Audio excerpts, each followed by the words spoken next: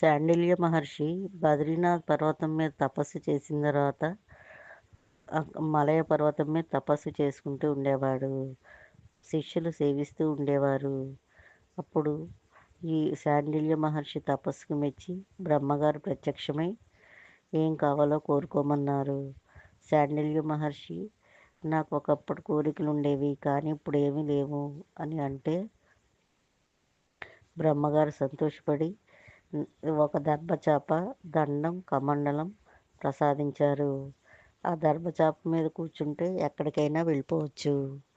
దండమేమో శిష్ట రక్షణ, దుష్ట శిక్షణ చేయమని చెప్పారు.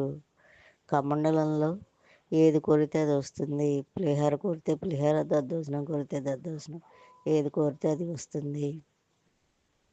ఇవన్నీ తీసుకోమని బ్రహ్మగారు చెప్పారు. అలాగని శాండిల్య మహర్షి లోక కళ్యాణం కోసం వినియోగించేవారు.